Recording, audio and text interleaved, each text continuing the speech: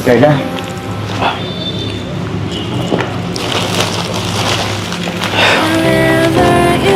will you be my girlfriend? Tatanong ako, will you be my girlfriend? Ako dyan po. Oh, bakit? Seryoso ako. Tinatanong kita, will you be my girlfriend? So yun, isang mapagpalang araw po sa atin lahat mga kamusikalingap. Panibagong araw at panibagong vlog na naman po. Muli po, Ervin Official. Pero bago ang lahat, kung di pa po kayo nakapag-subscribe sa aking channel, pa-subscribe naman po. At wag po natin kalimutan na palaging suportahan ang ama ng Kalingap, si Kuya Bal Santos Matubang, Ate Edna Vlog at Kalingap Rab. At ang ating mga kaibigan na Kalingap partners. At syempre shoutout din po pala sa mga OFW. Maraming salamat po sa solid na suporta nyo. At sa mga bago pong nag-subscribe, maraming salamat. Sa mga silent viewers, sa mga hindi nag-i-skip ng ads, maraming salamat po sa inyo. Dito na nga po tayo sa mga pangyayaring pinag-uusapan ng maraming tao na umamin na si Papa Joms kay Carla. Sa hindi inaasahang pangyayari ay nabigo ang ating Papa Joms. Maraming naawa kay Jomar at napakaraming nagtanong na kung ano na ang kalagayan ni Jomar, kung ano ang naramdaman ni Jomar nang sinabi ni Carla na hindi pa siya handa.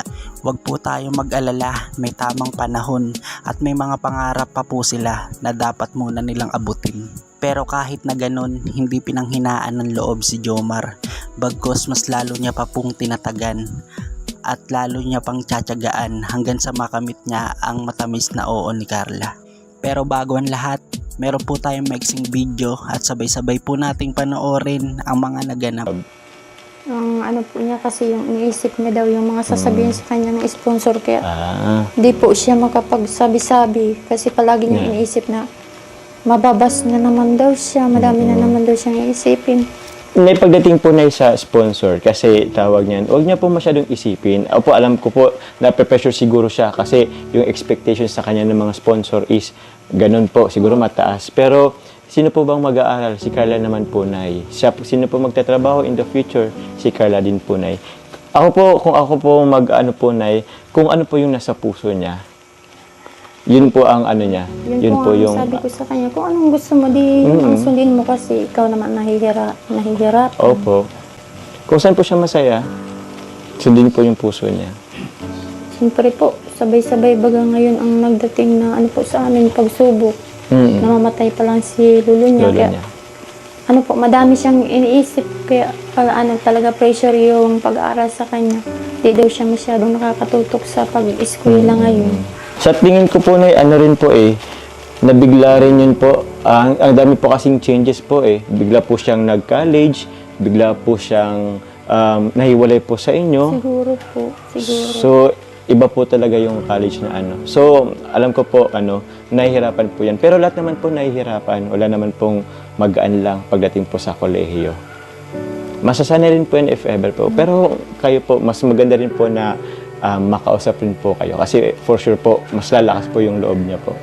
Kaya po, ano po, sa mga nag-sponsor po sa anak ko, ako po ang humihingi ng sa kanila. Na sana po, ang nilang i-pressure kung hindi po kaya ni Carla, sana maunawaan po nila yung magiging desisyon ng bata. Kasi sana po maunawaan nila yung daming pinagdadaanan po namin ngayon. Ako po, yung mga sponsor na alam ko po, mahal naman po nila si Carla. For sure, sa tunay po na nagmamahal kay Carla, maunawaan po nila yung si Carla. Oo naman na. Tawag yan. Meron pala akong bigay sa'yo. Bulaklak.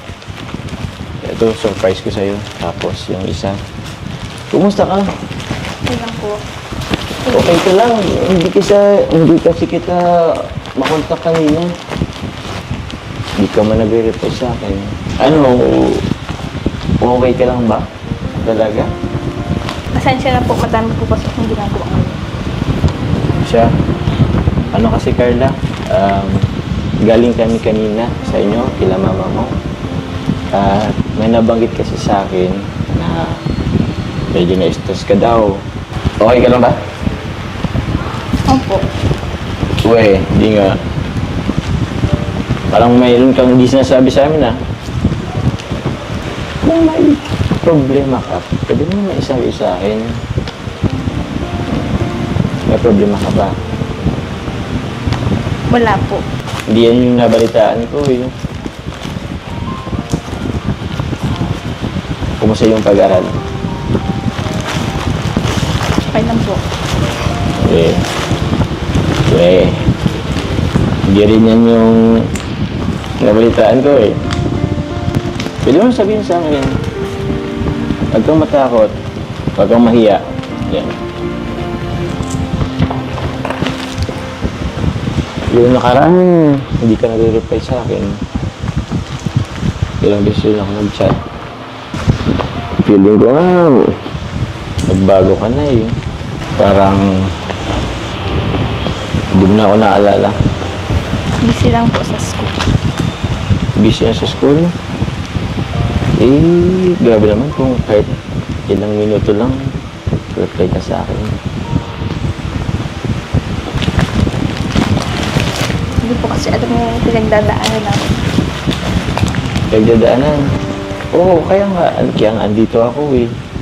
Kasi kukumustahan kita para malaman ko yung pinagdaraanan mo, ninyo.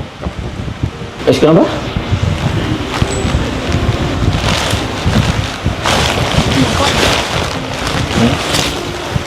Po. Ay, gagawin mo kayo? Tubig po. Ah, grabe. Thank you ah. Sakto. Medyo baho na rin ako eh.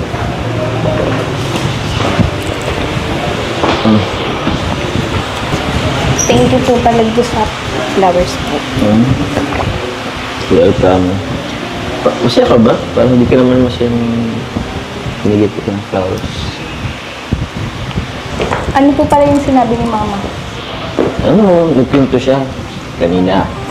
Sabi niya kagabi, tumawag ka daw, umiyak ka. Tapos nabanggit niya na parang naisipan mong lumipat ng kurso. Yun, nabanggit ni mama mo. Totoo ba yun? Alam mo, Carla, alam ko din naman sa'yo kung saan ka masaya, kung saan ka sa tingin mo mag-excel, yun yung sundon mo. Yun yung piliin mo. Alam ko, siguro may pressure ka, pero wag mong pakinggan sila. Mas maganda kung mas papakinggan mo yung puso mo, yung sarili mo. Kasi ikaw naman mag-aaral eh. Ikaw mag-aaral ng 4 na taon. Kaya ikaw, nasa sa'yo ang desisyon. Basta yun sinabi ko sa'yo. Kung saan ka masaya. Will you be my girlfriend? Ano? Tumayo ka nga po dyan. Oh, bakit? Seryoso ako. Will you be my girlfriend? Upo ka na muna. Aba, ayoko. Hindi ako upo hanggat di mo sinasagot yung tanong ko. Carla, will you be my girlfriend? Wala po akong panahon para makipagbiruan po. Biruan, seryoso ako. Will you girlfriend? Tayo ko lang po.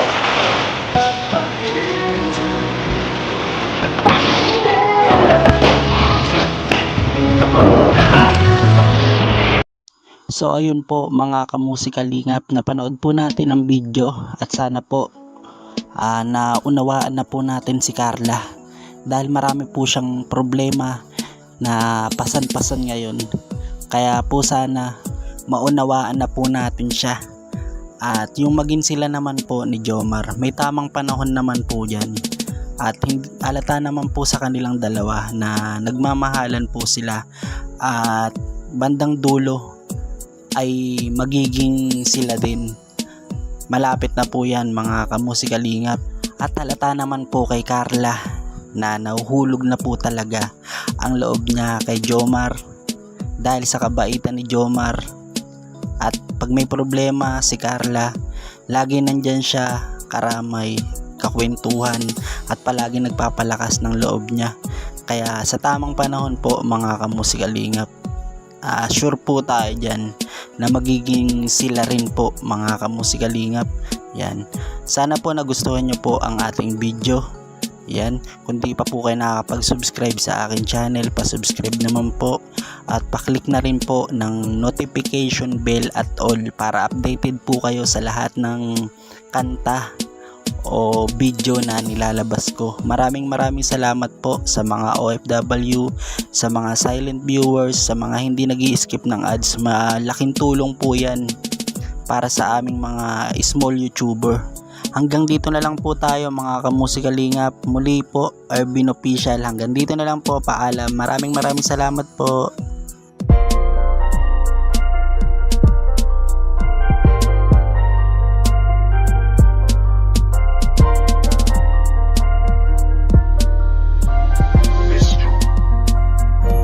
Kapag kasama ka, nawawala ang problema.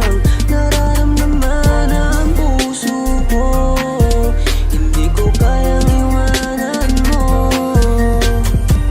Alam mo ba nang makilala kita, muli ako nakaramdam ng saya. Lagi kang nandito at nagbibigay ng pag-asa. Basta nandyan ka lang, kontento at makakaasa na hindi ka iiwan at di papabayaan ang katulad mo. Asahan mong meron kang kaibigan na laging magpoprotekta sa'yo. Nandyan agad kapag kailangan mo, magtiwala ka lang, laging nandyan basta para sa'yo. Yan ang lagi mong tatandaan. Kahit saan man mapadako, makakasama mo ako.